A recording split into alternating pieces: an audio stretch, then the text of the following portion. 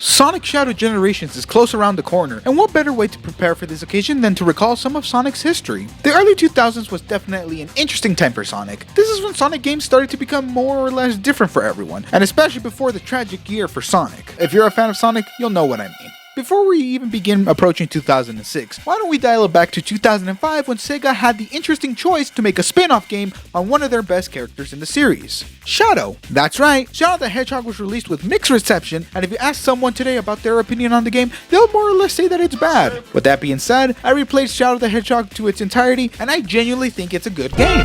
That's right, I said it. So buckle up folks, because I am going to tell you why Shadow the Hedgehog is actually a good game. Nice cock, bro.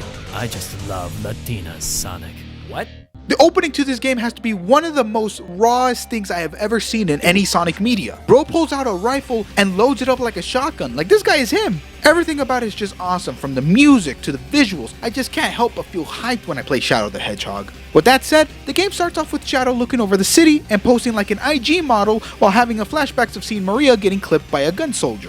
Personally, I would drop that fraud out of my memories because there's no way she just stood there and got clipped instead of tower building as any normal person would. Seriously, Maria's out here putting herself on fraud watch. Oh hey, an alien invasion. Shadow is out here ready to leave until he gets called out by this alien leader called Black Doom. Though I personally am going to call him Starfish Man. Starfish Man asks Shadow to collect all 7 Chaos Emeralds, and in return, he'll show Shadow the answers he is looking for since he still has amnesia about his past. Yeah, okay buddy, like Prevagen isn't a thing. Unfortunately, Shadow's too broke, so he heads into the city to find all 7 Chaos Emeralds. From here, that is pretty much all the story we get. I say that because what makes Shadow the Hedgehog a controversial game is the story. You see, during each level you are given 3 options: a neutral path, a hero path, and an opulent path. To get either path, you have to complete a set task. Think of it like the missions for Team Chaotix in Sonic Heroes, except on crack. Completing the task for the corresponding path takes you to a different level where the story branches out, so the choice is up to you on what ending you want to get. Unless you play the entirety of the game and reach to the last story. You have to play this game from the beginning and get all endings, so that basically makes any ending you get in this game a time waster.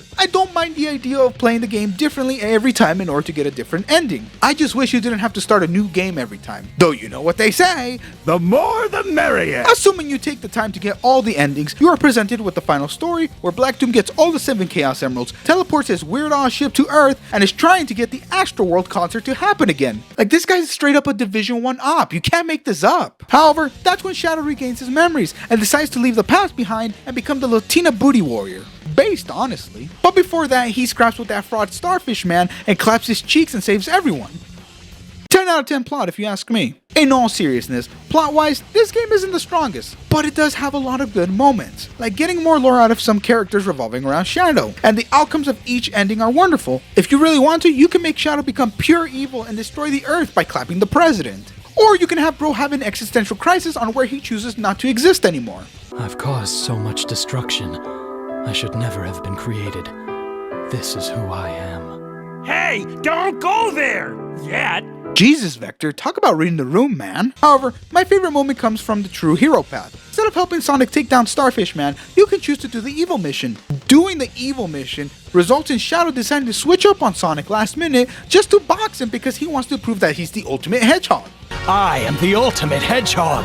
This is who I am. Now that's opulent levels that I wish I could reach someday. There's also so many iconic moments in this game I just can't leave out either. Stupid humans. Where's that damn 4th Chaos Emerald?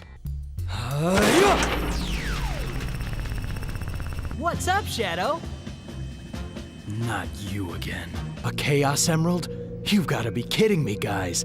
This is like taking candy from a baby, which is fine by me. Disgusting black creatures. Get out of my sight. Now, I have also heard that people aren't too fond of the gameplay for Shadow the Hedgehog, and to that, I say skill issue. Shadow the Hedgehog may be a Sonic spin-off, but it is far from a Sonic game. And I think that's where the problem lies. For me, I enjoy the added features of using vehicles, weapons, and the Chaos abilities, especially the Chaos abilities. Want to skip a good chunk of a level?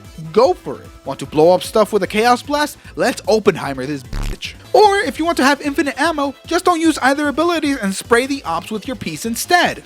While he was a blast to play as in Sonic Adventure 2, I like this approach for Shadow's game.